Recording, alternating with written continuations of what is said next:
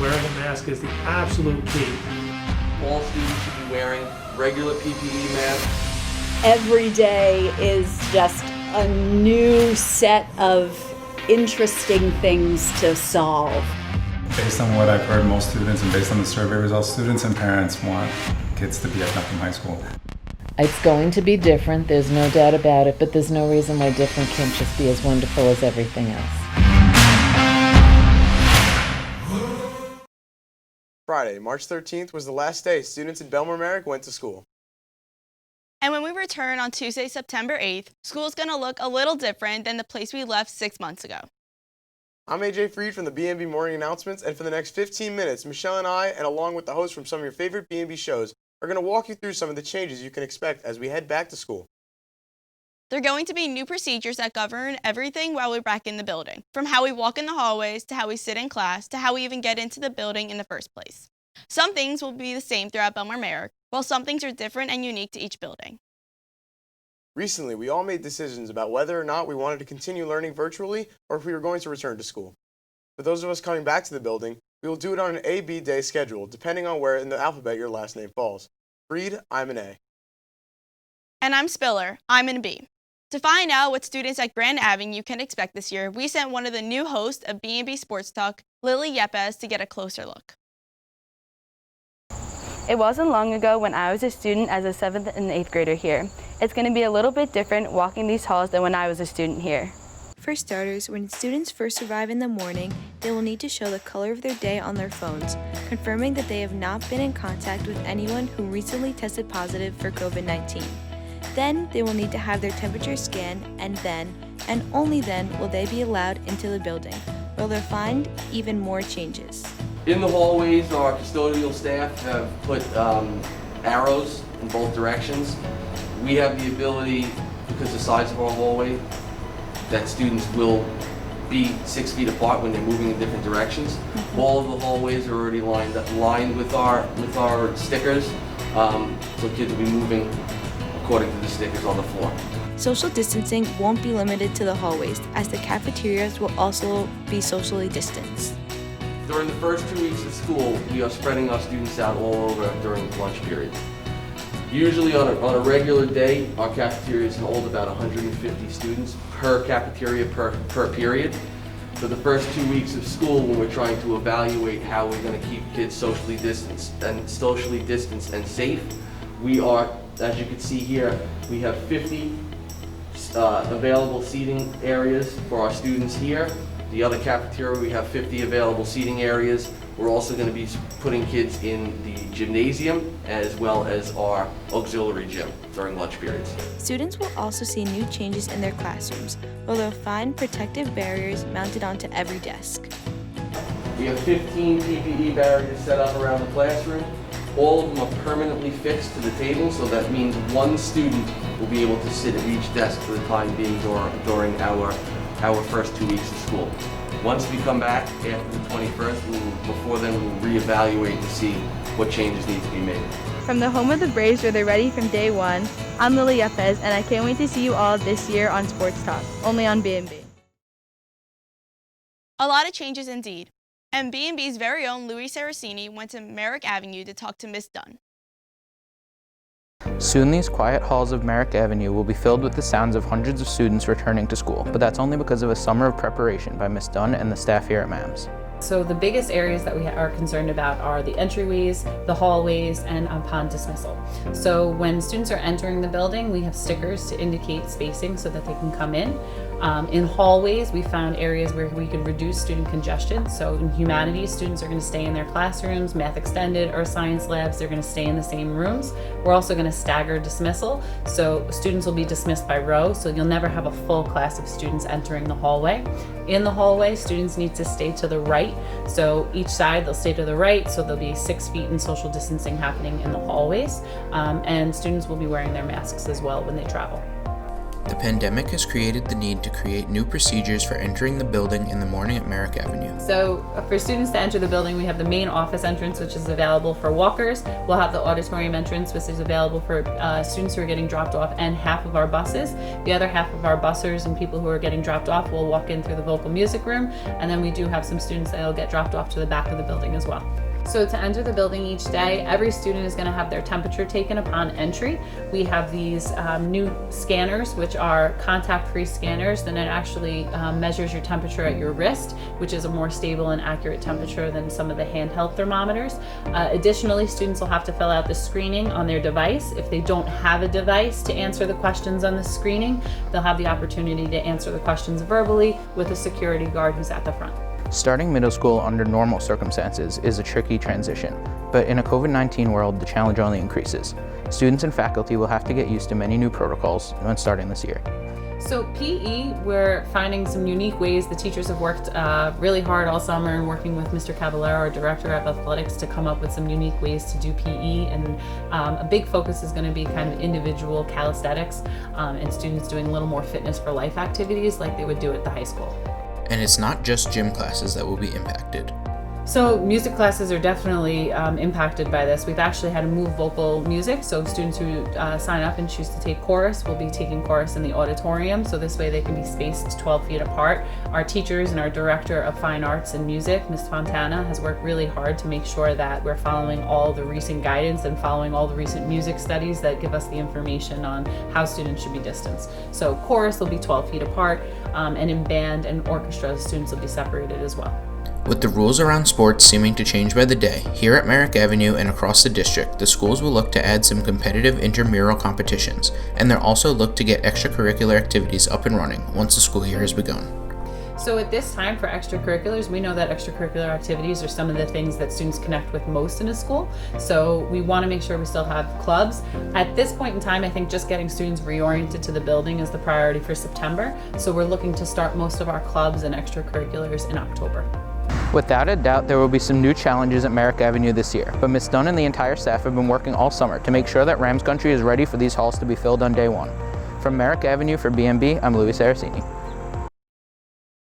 And changes don't end at the middle schools. Our very own Hailstorm Hannah from BMB's Morning Announcements wandered the halls of Mepham to look at what our fellow Pirates can expect this year.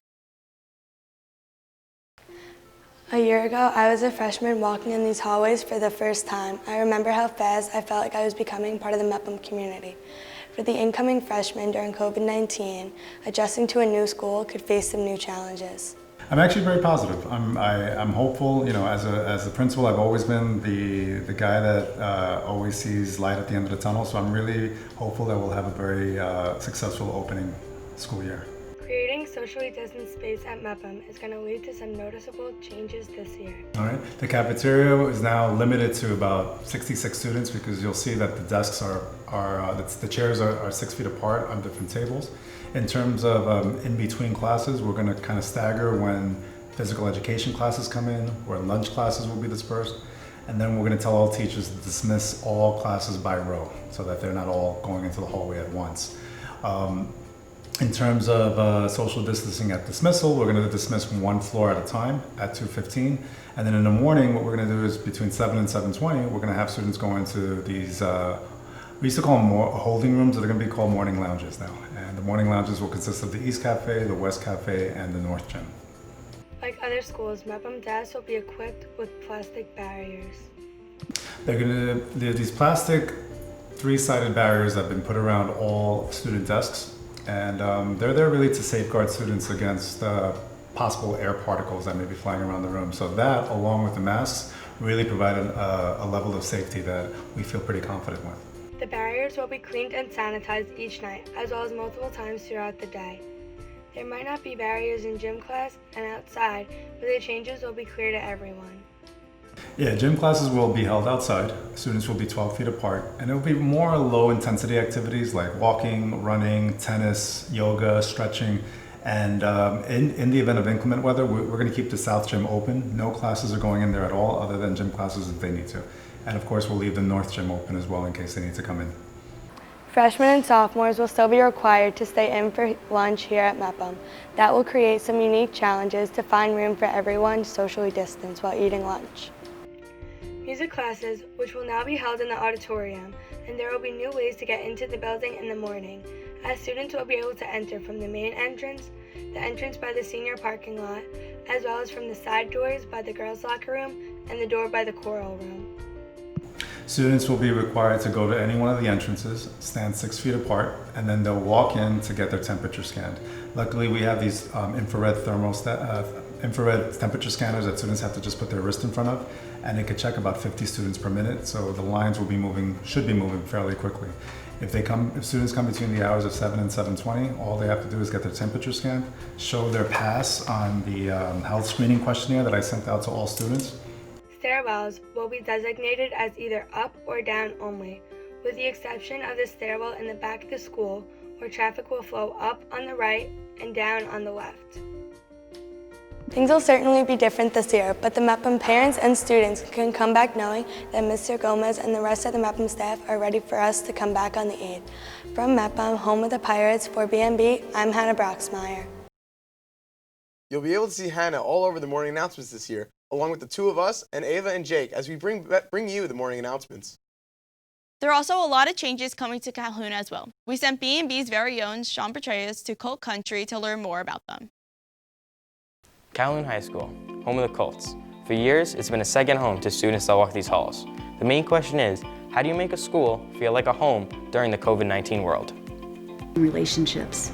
I think it's about getting to know your kids. The relationships that we build with our students, that's the most important thing. And I know that we have the people here in Bellmore-Merrick that are going to do exactly that. For many students, extracurricular activities like sports and clubs have been essential for a student's high school experience. Without a doubt, there will definitely be some changes made this year. Well, as you all know, Nassau County has canceled the season until January, but like you said, that might change on a day-to-day basis. We don't know.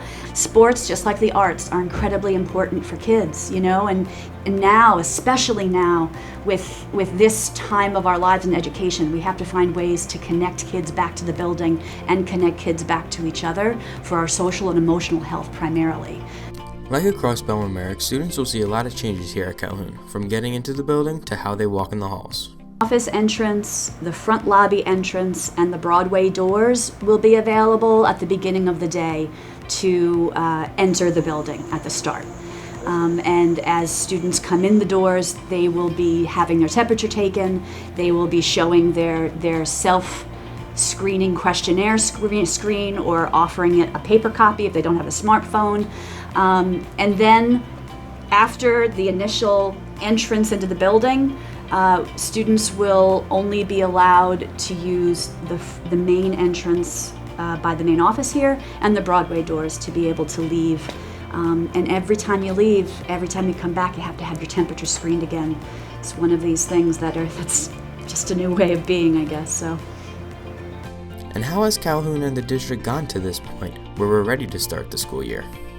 Every day is just a new set of interesting things to solve. It's been wonderful working with so many different people on these committees, parents, teachers, administrators. I mean, it's been an amazing amount of work and time that's been put into thinking about how can we do this and do this safely. Starting school in 2020 is definitely going to be a challenge, but in Colt Country, Ms. Hollings and her staff are ready for whatever comes their way. From Calhoun High School, for BMB, I'm Sean Petraitis. So nice to see Sean on camera for a change. He has a familiar face for everyone. Haley Hepworth from BMB's Midweek Update went to JFK to see how Cougar Nation is gearing up for the 2020 school year. From North Bellmore to JFK here in the South, all Bellmore-Merrick schools are getting ready to welcome students back on September 8th, meaning new ways of just getting into the building. They'll have their ID card, which they normally would have, checked when they enter the building. They'll also show that they completed the questionnaire, so they'll get a screen that shows the color of the day, and if they're approved to enter the building and they show their ID card in their screen, they'll enter the building and have their temperature taken. There'll also be social distancing markers outside, so we ask students to be mindful and they'll see the 6-foot social distancing markers outside as they wait. We have numerous staff members at the doors to check the questionnaire, check ID. The district is also installing wall-mounted thermometers, so students will be able to hold their wrist up to the thermometer. All the students that arrive to school on the bus will enter through the auditorium doors, and they'll go through that same procedure. I will remind students that take a bus that you should be social distancing at the bus stop. If there are other students at the bus stop with you, you should have your mask on, and you are required to wear your mask on the bus ride. Our seniors who park in the senior lot, I'll remind those seniors of the same thing. We don't want you to get held up too long waiting to get in because you didn't complete the questionnaire before you got here. So it's a good idea for all of our students to do that at home before they leave. It's not just the entrances that are changing. Classrooms have been socially distanced, with desks 6 feet apart. The hallways and stairs will have traffic flowing in both directions, according to the blue arrows on the floor. At lunchtime, students will also notice some changes. So yeah, lunch is still available for purchase in the cafeterias. Some of our cafeteria procedures will be a little bit different. We're offering a grab-and-go lunch. So the first couple weeks of school, there'll be 3 or 4 choices for students to make when they enter the cafeteria. And this year we put barcodes on the student ID cards. So when they go up, they don't have to touch a keypad, they don't have to exchange money, they could just have their card scanned and get their grab-and-go lunch and go to one of our designated areas in the cafeteria to have their lunch. Even though we've been wearing masks all summer long, it's going to be quite the adjustment to see faculty, students, and staff wearing them for a full school day. Masks are the key to us returning to school.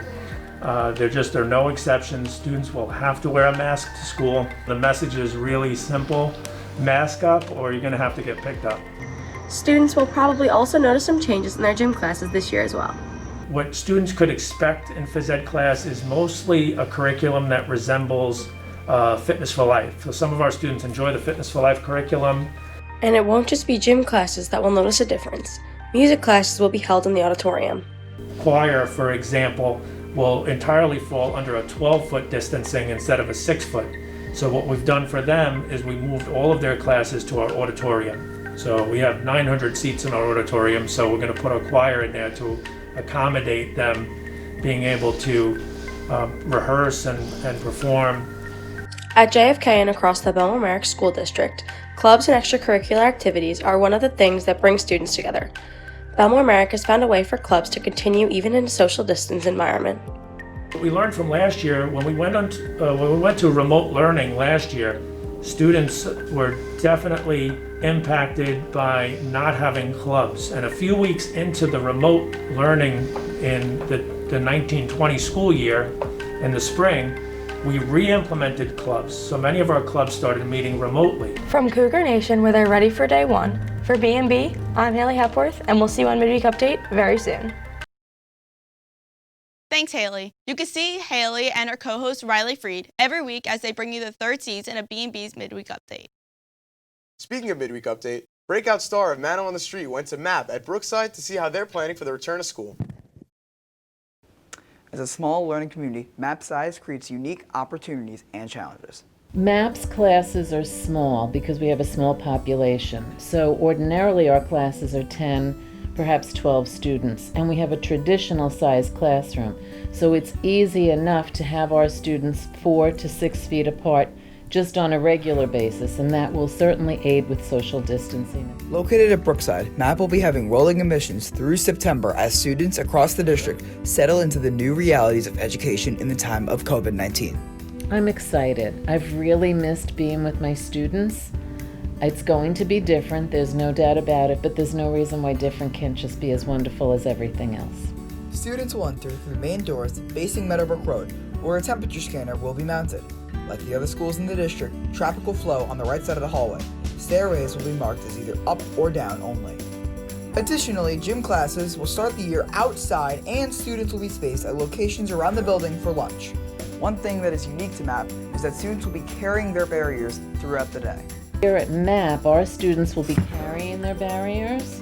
It's a trifold, it's a clear plastic. It has the handle here for the students. Because we're small and we're basically 3 hallways, it won't jar and it won't get destroyed or anything like that, as it might just from regular wear and tear. Our students will come in It opens up, it goes onto their desk, and as you can see, there's a cutout on either side, so when they're sitting there, their elbows. You know, you're writing, you're taking notes, you're on your laptop, whatever it is, you have elbow space, so you're not confined like that. Barriers will be left at MAP at the end of the day and will be cleaned and sanitized and ready for use the next day. MAP's small size will also allow for some unique opportunities during the first 2 weeks of the year. So our students will be in every day, even while the district is on the hybrid method. However, on the 16th, which is that second Wednesday of school, we will be remote along with everyone else. The teachers will come in and teach from their classrooms. All the students will be at home. Ms. Ellinghaus and her staff have been working all summer to make sure the MAP will be ready for opening day for the Meadowbrook Alternative Program at Brookside on Matt Manno. Thanks, Matt. You can see more of Manno on the Street this year on BMB Sports Talk with your new hosts, Tom Morrow and Lily Yepez, coming up once a month this year. Now, some of you might be wondering how Michele and I have been able to be on camera here in the studio. We might have our mask off, but everyone else in the studio is masked and distant. And that is how we will be shooting the morning announcements all of our BMB shows this year. That's also how we shot all the packages in this broadcast. The crew was masked and distanced, and only the person being interviewed had their mask off. So if it's Friday, we'll be on the BMB morning announcements as BMB brings you all of your favorite shows from the studio or remotely. And we'll see you all the first Friday of the school year and every Friday as we get ready to celebrate our 100th broadcast coming up next week. So welcome back to Bellmore-Merrick.